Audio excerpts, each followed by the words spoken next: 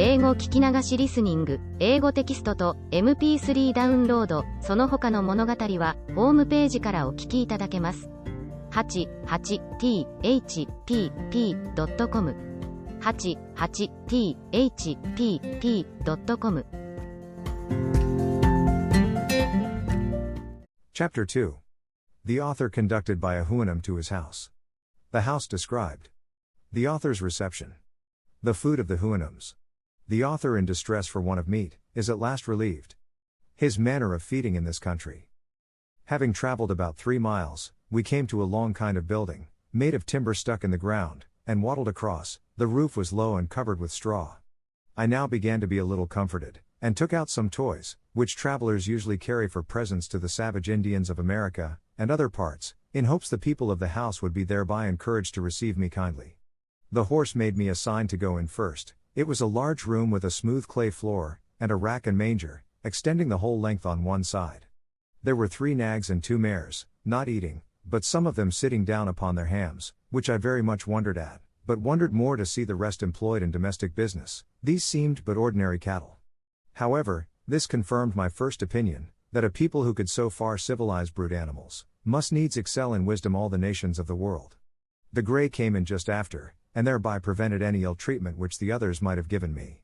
He neighed to them several times in a style of authority, and received answers. Beyond this room there were 3 others, reaching the length of the house, to which you passed through 3 doors, opposite to each other, in the manner of a vista. We went through the second room towards the third.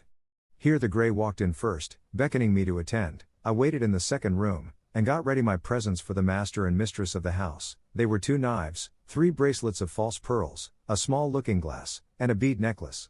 The horse neighed 3 or 4 times, and I waited to hear some answers in a human voice, but I heard no other returns than in the same dialect, only 1 or 2 a little shriller than his. I began to think that this house must belong to some person of great note among them, because there appeared so much ceremony before I could gain admittance.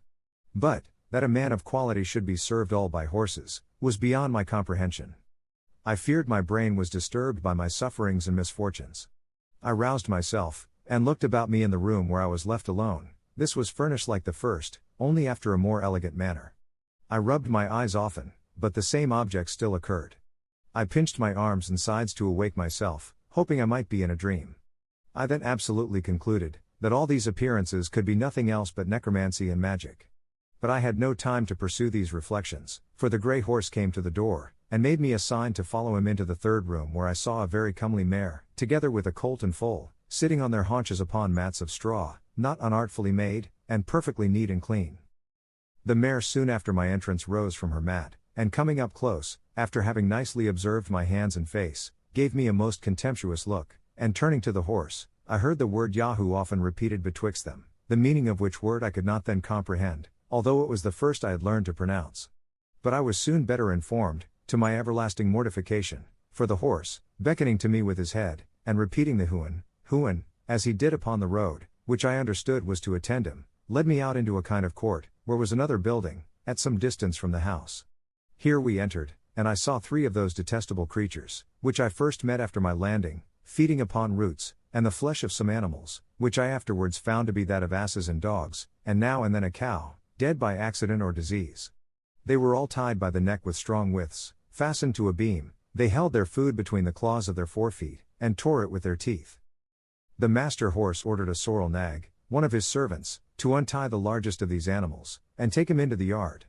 The beast and I were brought close together, and by our countenances diligently compared both by master and servant, who thereupon repeated several times the word Yahoo.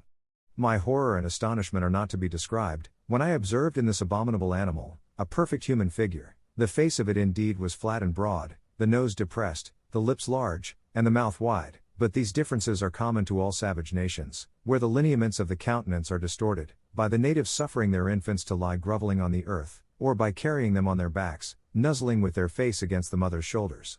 The forefeet of the Yahoo differed from my hands in nothing else but the length of the nails, the coarseness and brownness of the palms, and the hairiness on the backs. There was the same resemblance between our feet, with the same differences, which I knew very well, though the horses did not, because of my shoes and stockings, the same in every part of our bodies except as to hairiness and color, which I have already described. The great difficulty that seemed to stick with the two horses was to see the rest of my body so very different from that of a Yahoo, for which I was obliged to my clothes, whereof they had no conception. The sorrel nag offered me a root, which he held, after their manner, as we shall describe in its proper place, between his hoof and pastern. I took it in my hand, and, having smelt it, returned it to him again as civilly as I could. He brought out of the Yahoo's kennel a piece of ass's flesh, but it smelt so offensively that I turned from it with loathing. He then threw it to the Yahoo, by whom it was greedily devoured. He afterwards showed me a wisp of hay, and a fetlock full of oats, but I shook my head, to signify that neither of these were food for me. And indeed I now apprehended that I must absolutely starve, if I did not get to some of my own species, for as to those filthy Yahoos, although there were few greater lovers of mankind at that time than myself, yet I confess I never saw any sensitive being so detestable on all accounts, and the more I came near them the more hateful they grew, while I stayed in that country. This the master horse observed by my behavior, and therefore sent the Yahoo back to his kennel. He then put his forehoof to his mouth, at which I was much surprised, although he did it with ease, and with a motion that appeared perfectly natural, and made other signs, to know what I would eat, but I could not return him such an answer as he was able to apprehend, and if he had understood me, I did not see how it was possible to contrive any way for finding myself nourishment. While we were thus engaged, I observed a cow passing by, whereupon I pointed to her, and expressed a desire to go and milk her. This had its effect, for he led me back into the house, and ordered a mare servant to open a room, where a good store of milk lay in earthen and wooden vessels, after a very orderly and cleanly manner. She gave me a large bowlful, of which I drank very heartily, and found myself well refreshed. About noon, I saw coming towards the house a kind of vehicle drawn like a sledge by 4 Yahoos.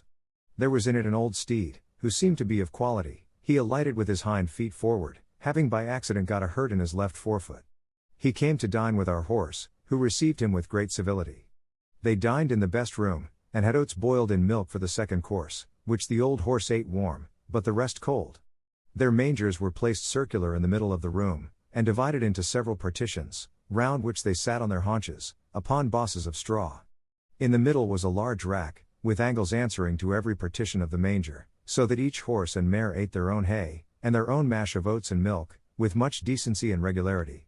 The behavior of the young colt and foal appeared very modest, and that of the master and mistress extremely cheerful and complacent to their guest. The grey ordered me to stand by him, and much discourse passed between him and his friend concerning me, as I found by the strangers often looking on me, and the frequent repetition of the word Yahoo.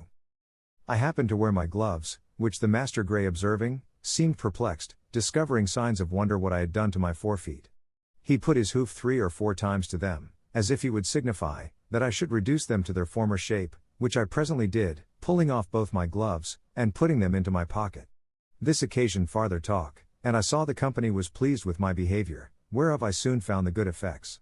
I was ordered to speak the few words I understood, and while they were at dinner, the master taught me the names for oats, milk, fire, water, and some others, which I could readily pronounce after him, having from my youth a great facility in learning languages.